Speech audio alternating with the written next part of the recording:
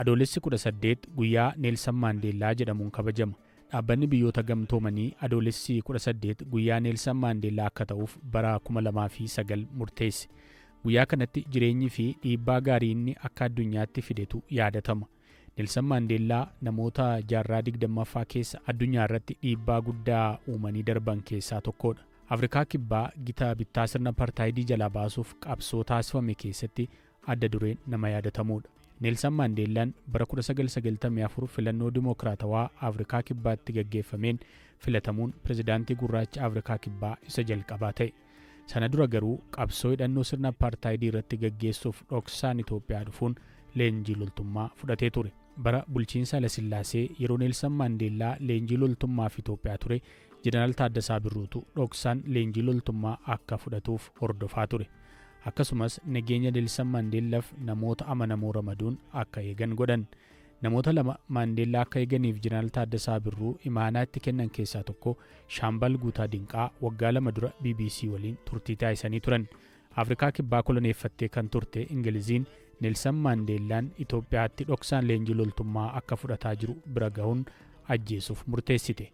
Kanaaf ammoo Shaambal Guutaaf maallaqni guddaan ramadamee Neelsan Maandeellaa akka ajjeesuuf gaaffiin dhiyaateef maallaqaa fi affeerraa biyya Awurooppaa barbaadan jiraachuu warra Ingilizii irraa kennameef fudhatanii kan garaa garaatti qabachuun dubbicha ariitiin Jeneraal Taaddasaa Birruu biraan gahan.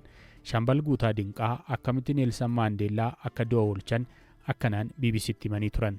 Bara 1954tti Neelsan Maandeellaan gaafa dhufu isin eessa turtan yeroo sana? Kolfee wattaaddaraa turre. Haayile Sillaaseen kolfeetti wattaaddarummaa akka baratu Jeneraal Taaddasee waamanii itti waamanii Amsaalaqaaf achirra dhaqaa turre. Maandeellaan dhufee nuti lamaan otoo inni nu beekin alatti eegna malee ittiin dhiyaalu isatti. Sana dura Jeneraal Taaddasaa hin beektan isin? Isaanillee nan beeka. Akka ittiin komaandoo baradhes waan na barsiisee jira kan sana gaa Itti Tuulamaa kan jedhan jira. Ati keessan ture isaanis kanatti ijaan wal beekna. Ammamii fi eegdan dhoksaadhanii Neelsan Maandeellaa? Ji'a 3 barsiifnee bakka ji'a 3tti deebi'ee deeme. Guddaa baratee halkanii guyyaa baratanii nama sirriisaa nama guddaadhaan namni biraa ittiin dhiyaatu Jeneraal Taaddasee malee namni hin beeku. Gaafa isin Neelsan Maandeellaa eegdanii namoonni Neelsan Maandeellaa ajjeechaaf dhufan suni icciitii sana akkamitti baruu danda'an?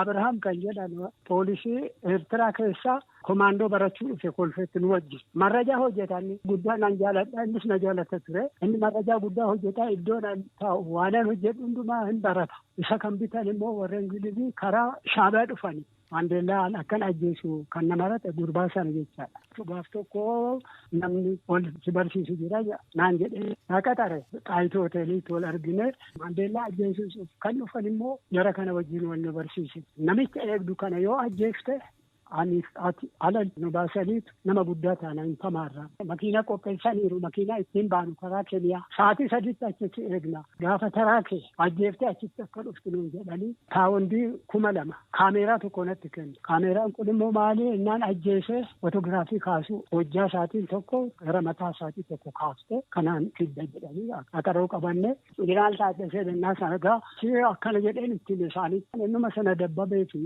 qaaduu wandimuu waamee jara kana iddoon isaan na eeganitti akka qaban akkanatti qopheessan isaan fiishkaa qabu fiishkaa naa dhagaan ana immoo Maandeellaa na eeganitti Maandeellaa biraa ana fuudhanii achi jarre kana waliin nu ga'anii akka mana hidhaatti dhaqnu akkana tolchan isaan egaa Maandeellaan akkana otoo hin hafe jechaadha. Murtee kanarra akkamitti geessan isin nama birriin sun birrii guddaadha jaalaluun biyyaatiif itti gaafatamummaadhumarraa kaataniitu kanarra geessan moo?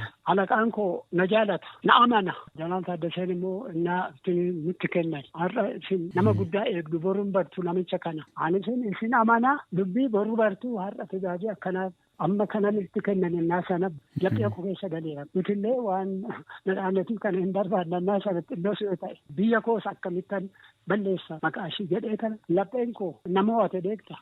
Jeneraal Taaddasaan maal jedhan gaaf kana dhaga'ani? Guddaa naanii turanii hidhamanne isaan amma jarri kun qabamani. Amma jarri kun almaa qabamani kaambii eegsisan yookaan karaa biraa dhufanii ajjeesu manaan midhaanii gaafsanan. Birrii 250 naa kennanii ana kan isaanii. Isin galateeffatanii oolmaa keessaniif? Guddaa galateeffachuu otoo hin taane akka ijoollee kootiitti akka garaa kootiitti si jaaladha. Ati nama guddaadha. Guddatta ganaa har'a otoo hin ta'in gara duraatti dubbatta jedhanii. Biruu na beeku laphee qabdaaf kana goote jedhanii.